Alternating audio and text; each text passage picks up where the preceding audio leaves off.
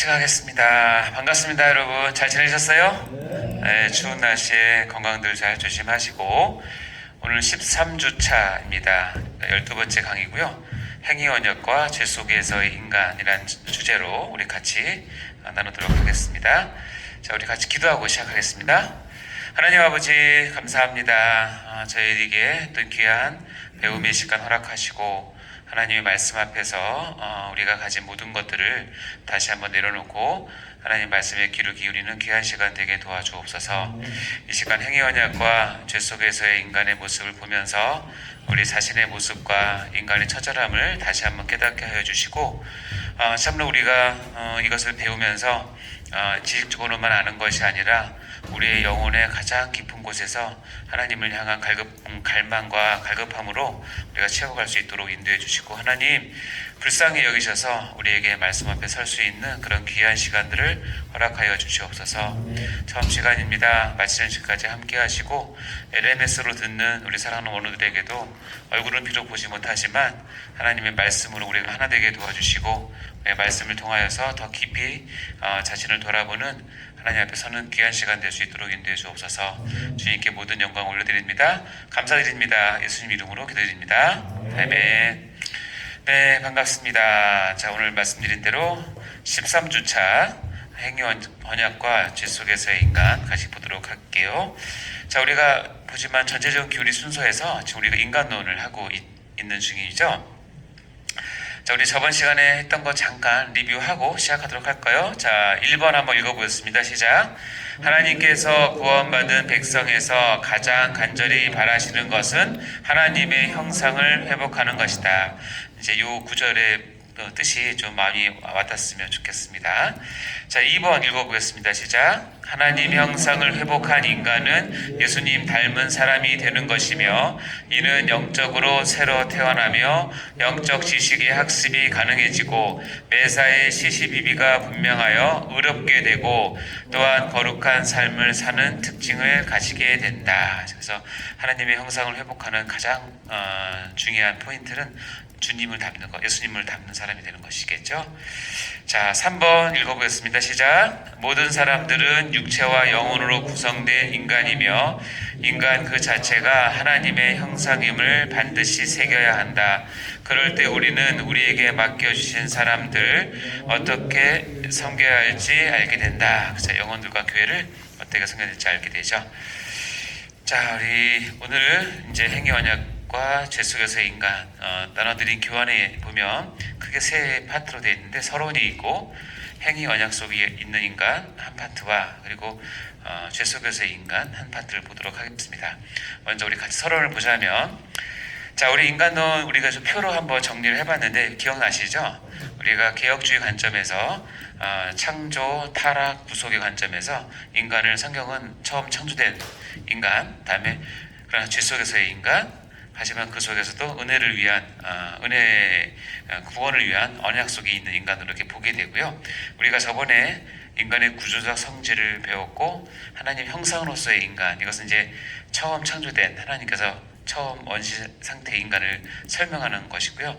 그 처음 창조된 인간에게 행위 언약을 주셨는데, 애석하게도 행위 언약을 지키지 못함으로 이제 죄 속에서의 인간으로 우리가 타락하게 되는 겁니다. 오늘 이제 그 내용을 하게 될 것이고요.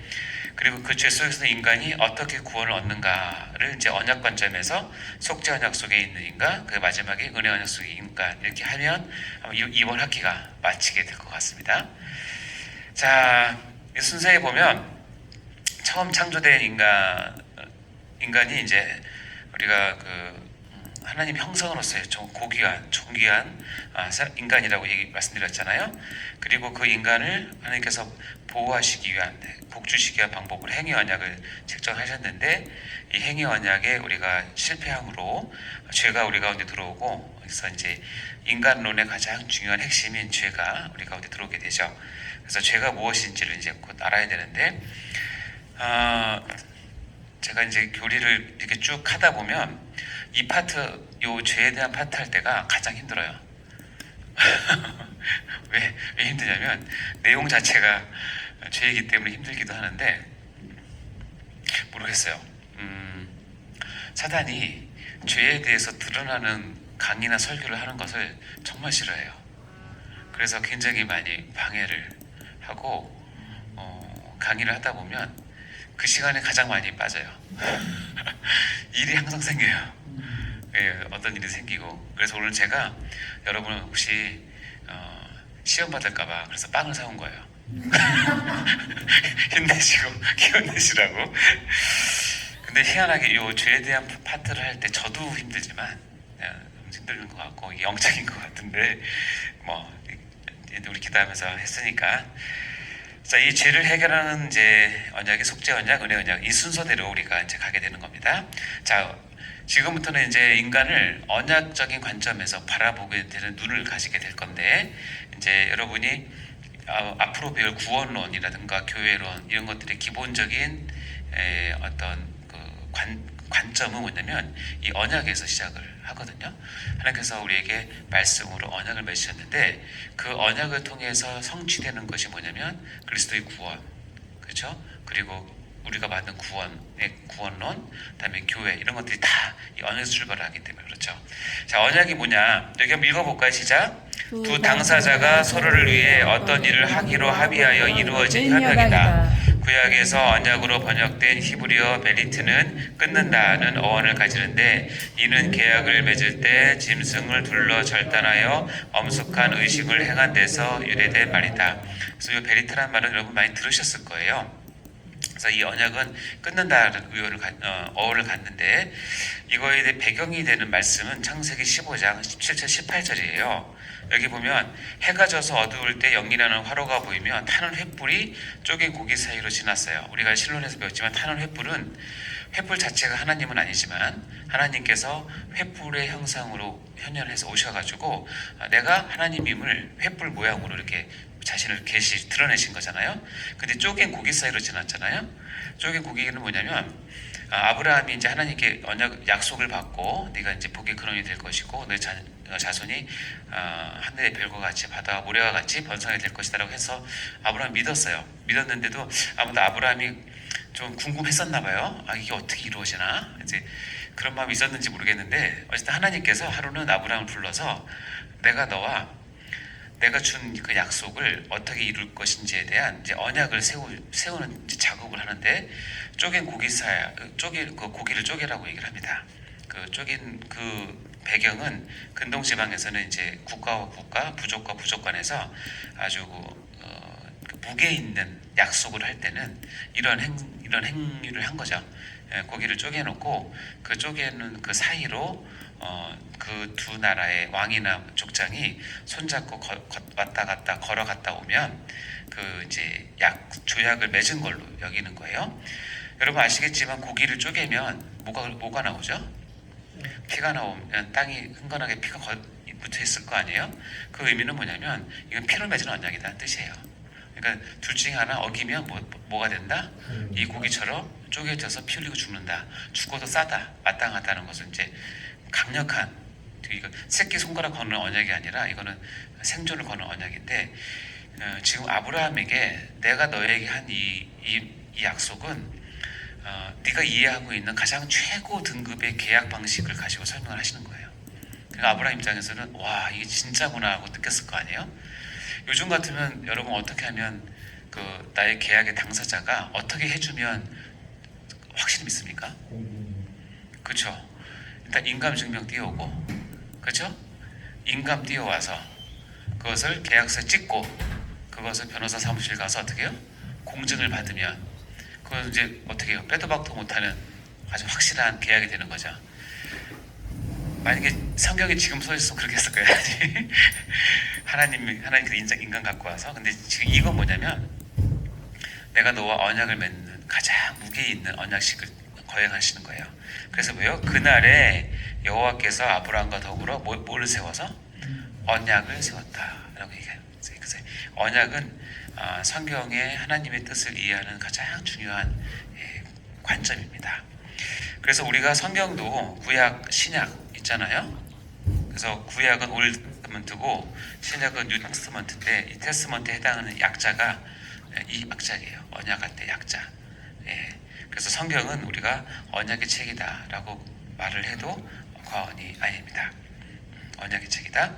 그 언약은 대상에 따라서 노아가 받은 언약, 또 아브라함이 받은 언약, 또 언약의 대상에 따라 모세 언약, 다윗 언약, 이런 솔로몬 이렇게 나누기도 하고요.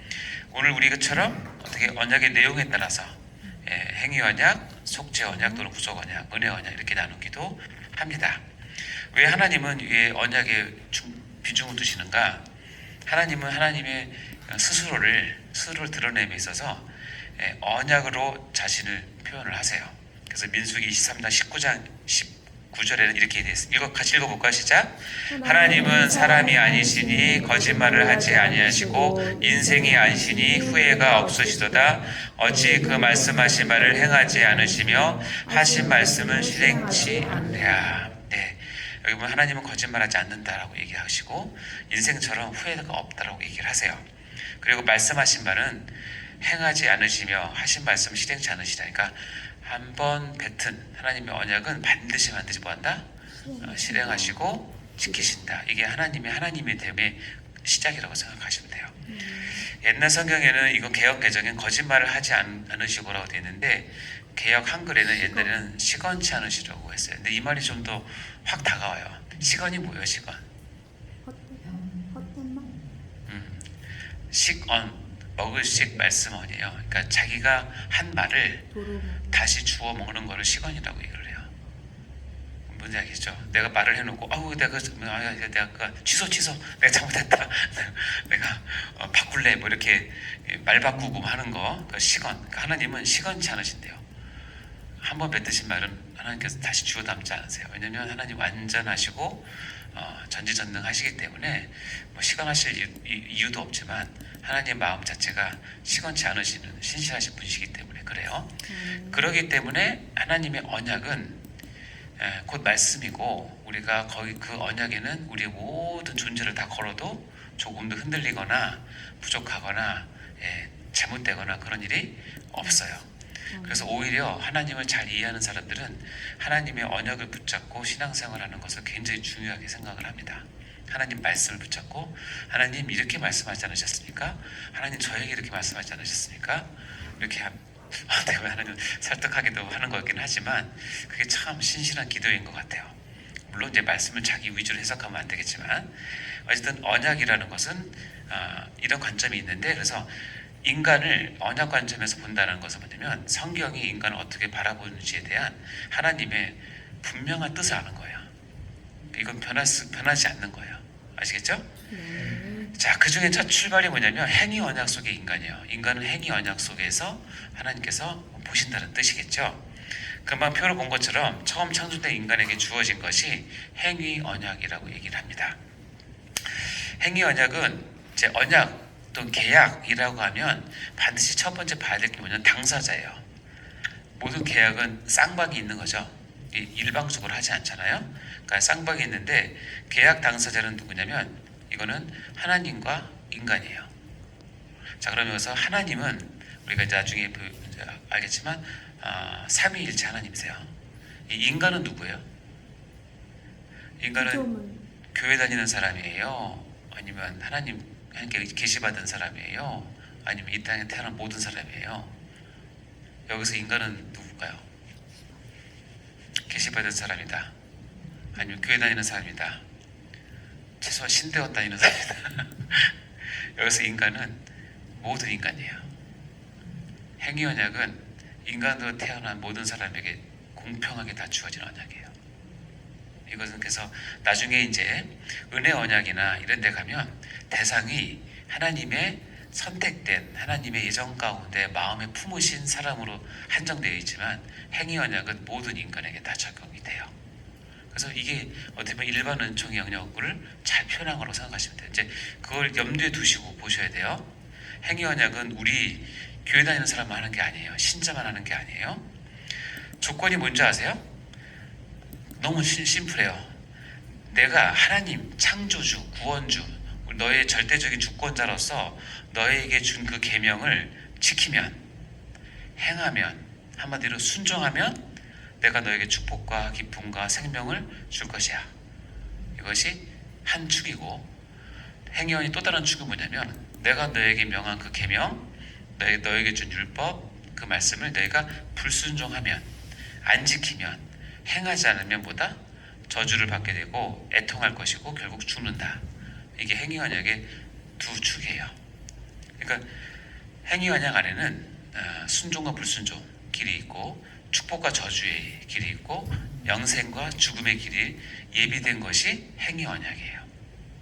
근데 이 조건은 그래서 마찬가지로 모든 사람에게 다 포함되는데, 성경에는 이 행위언약을 담고 있는 것 중에서 대표적인 것 세 가지가 뭐냐면, 첫 번째 행위언약으로 불려지는 선악과가 행위언약의 첫 번째였고, 이것이 이제 큰 차원의 민족 단위의 어떤 이스라엘 백성들에게 이제 문자로 기록이 되어서 전달된 것이 율법이고, 이 계시가 완성이 돼서 기록된 특별 계시인 성경 66권이 우리 손에 쥐어졌는데, 성경 66권 전체는 행위 언약을 담보로 하고 행위 언약 기본에서 주어진 것이라고 보시면 돼요. 이 세 가지를 한번 이제 보도록 하겠습니다. 자, 선악과는 최초의 행위 언약의 표시예요. 언약의 표시인데, 선악과의 가장 큰 건 뭐냐? 행위를 제한한다는 거예요. 이게 왜 우리한테는 되게 불편한 말이거든요. 행위를 제한한다는 말이 별로 기분 안 좋잖아요. 여러분 자유민주주의 사회 살기 때문에 여러분이 마음대로 사는 것에 익숙해져 있어요. 그래서 조금이라도 누가 뭘 규칙 이렇게 얽매인다거나 규제를 하거나 이렇게 하면 굉장히 불편한 느낌을 금방 받는 것이 이 자유민주 사회 사는 사람들이에요. 그럼에도 불구하고 어떤 특별한 법률이 있으면 얽매일 수밖에 없어요. 남자는 군대에 의무주로 가야 된다라든가 이런 것들 있잖아요. 이 행위 언약은 뭐냐면, 선악과는 뭐냐면, 우리가 전에 봤지만 하나님께서 아담을 지으시고 아담에게 하나님의 권위에 버금가는 것을 위임하셨어요. 그렇죠. 모든 창조물 위에 아담을 세우시고, 아담을 지으셨을 때 가장 심히 기뻐했고, 그리고 원래 하나님이 하셔야 될 일들 가운데 가장 중요한 모든 피조물들의 본질을 규정하는 이름을 짓는 것을 아담에게 위임하셨어요. 그러니까 아담의 입장에서는 거의 하나님과 방불하게끔. 그래서 사자 입장에서 보면 코끼리 입장에서 보면 코끼리가 하나님이나 아담이나 거의 비슷하게 보이는 거예요. 이해되세요? 하나님이 나를 지으셨지만 나의 이름을 지어준 건 누구예요? 아담이기 때문에 아담을 거의 하나님과 동급으로 볼 수밖에 없는 그런 상황이에요. 하나님은 기뻐하셨을 거예요. 그럼에도 하나님은 뭘 아셨냐면, 전지전능하시기 때문에 아담의 그 행복과 권위가 영원히 유지되려면 뭐냐면, 하나님과 아담 사이에 갖고 있는 아주 근원적인 경계는 지켜줘야 된다는 거예요. 그것이 뭐냐면, 나는 창조주고 너는 뭐다? 피조물이고 내가 너에게 위임했다는 거. 너는 나를 경배하고 섬겨야 하실 것이고 나는 너의 주인이라는 것. 이 관계가 깨지면 이것이 이어지지 않는 거예요. 그래서 이것을 지키기 위해서 뭘 하셨냐면, 하나님께서 선악과를 주신 거예요. 선악과를 주셔서 그 선악과의 약속을 지킬 때는 영생과 행복과 모든 것이 보장되게 그렇게 하신 거죠. 그것이 원래 의도였을 거예요. 하나님은. 왜냐면 아담 보호하기 위해서 그렇게 했죠. 절대로 피조물이 네가 하나님의 창조주의 그런 권위나 이런 것에 넘어오지 못하도록 하게 되는 이유였겠죠. 그 내용이 이제 우리가 잘 아는 창세기 2장 16절 17절에 읽어볼까요? 시작. 여호와 하나님이 명하여 이르시되 동산 각종 나무의 열매는 내가 임의로 먹되 선악을 알게 하는 나무의 열매는 먹지 말라. 내가 먹는 날에는 반드시 죽으리라 하시니라. 그래서 하나님께서 아담에게 동산 각종 나무의 열매는 내가 임의로 먹어라. 이 먹어라도 언약이에요. 먹어라. 안 먹으면 굶어 죽는다는 거예요. 근데 이거는 쓸 필요가 없어요. 이거는 우리가 육신을 갖고 태어났기 때문에 언제든지 할 수 있어요. 근데 봐요. 근데 선악을 알게 하는 나무 열매를 뭐하라? 먹지 말라 그랬어요. 그래서 먹는 날에는 어떻게 반드시 죽는다라고 얘기를 한 거예요. 그러니까 하나님과의 관계를 유지할 수 있는 유일한 길은 뭐냐면, 허용된 많은 것을 먹고 건강을 유지해야 돼요. 그리고 뭐예요? 허용되지 않은 것을 먹지 않음으로 하나님의 하나님됨을 인정을 해야 되는 거예요. 그 넘으면 안 되는 거예요. 그래서 그 안에서 하나님께서 뭐 하신 거예요? 지금 축복을 주시려고 준비를 하고 계신 거죠. 근데 결론은 어떻게 됐냐면 예, 먹게 됐어요. 그러니까 너무 안타까워요. 안 드셨으면 좋았을 텐데. 잠시만요.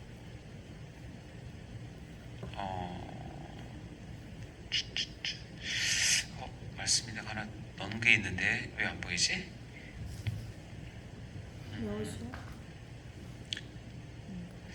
잠시만요. 네, 제가 그냥 할게요. 그래서 결국은 어떻게 되냐면 사실 먹게 됐죠. 그 먹게 됐을 때 하나님께서 사단이 그 뱀의 형태로 와서 하와를 유혹했잖아요. 그래서 먹게 됐어요. 먹게 돼서 그 하와가 남편에게도 주어서 먹게 됐죠. 자, 이렇게 해서 관계가 깨졌어요. 그래서 하나님께서 나오셨어요. 오셔서 제일 처음에 누구를 먼저 얘기를 하죠? 아담에게 얘기를 하죠. 아담은 누구 핑계대죠? 하와 핑계대고, 하와는 누구 핑계대죠? 뱀 핑계대죠. 그러면 거꾸로 이제 하나님이 징벌을 뱀부터 시작을 하고 하와를 하고 아담을 해요. 자, 따먹었죠? 따먹은 현장에 실은 누구는 없었어요? 아담은 없었어요. 따먹고 나서 아담이 왔을 때 줬어요. 그런데 이 말을 할 때, 금마 익은 이 말을 할 때 실은 이 현장에는 하와는 없어요. 하와가 창조되기 전이에요. 아담만 이 말씀을 받은 거예요. 그 후에 하와가 창조됐어요. 그러면 논리적인 추리상 하와는 지금 이것을 먹지 말아야 된다는 걸 누구한테 배워요? 아담에게만 배울 수 있죠. 그러면 교육을 했겠죠. 근데 교육을 했는데 어떻게 됐어요? 교육을 했는데 잘못됐어요. 네, 엉뚱하게 됐어요. 그러니까 그 내용이 강조해야 될 것을 강조하지 않고 또 뺄 것을 빼고, 그렇게 해서 그 하와가 하나님의 말씀에 어중간히 알게 될 수밖에 없는 상황이 되어서 그것을 먹게 돼요. 그리고 아담에게 주고, 아담은 자기 아내가 준 것을 아무런 거리낌 없이 그리고 저항 없이 먹게 돼요. 그런 과정들을 통해서 하나님은 이 인류 전체의 죄를 아담의 대표성의 원리에 의해서 묻게 되는 거예요. 그 뒤에 가면 다시 한번 얘기할게요. 그래서 이 선악과로 인해서 죄가 발생이 되고 징벌과 죽음이 들어오게 됩니다. 자, 두 번째는 뭐냐면 율법이 행위 언약의 표시예요. 율법은 축복과 저주가 같이 존재하는 것인데, 율법은 이제 한 사람이 아니라 이스라엘 전체가 왔을 때 순종과 불순종의 불명한 경계를 존재하는 것인데, 여호수아 8장 34절 볼까요? 읽어보겠습니다. 시작. 그 후에 여호수아가 율법책에 기록된 모든 것대로 축복과 저주하는 율법의 모든 말씀을 낭독하였으니, 여기 보면 율법책에 기록된 것을 낭독했다라고 했는데 율법에 대해서 수식하는 단어가 뭐예요? 축복과 저주. 그러니까 율법에는 뭐가 있어요? 축복과 저주가 다 있다는 것을 얘기하고 있는 거죠. 그래서 레위기에서는 18장 5절에 이렇게 얘기합니다. 읽어볼까요? 시작. 너희는 내 규례와 법도를 지키라. 사람이 이를 행하면 그로 말미암아 살리라. 나는 여호와이니라. 내 규례와 법도를 지키면 산다고 얘기를 분명히 하고 있어요. 그리고 여러분 생각엔 율법을 다 지키면 살 수 있습니까? 네. 원래는 아니, 이 말씀을 기초로 하면 하나님의 규례와 법도를 지키면 살아요, 안 살아요? 살아요. 그렇죠. 하나님이 주신 율법을 지키면 살아요. 이게 원리예요. 근데 문제는 뭐예요? 지킬 만한 사람이 없어요. 없다는 게 문제죠. 그렇죠. 원칙은 율법은 다 지키면 살아요.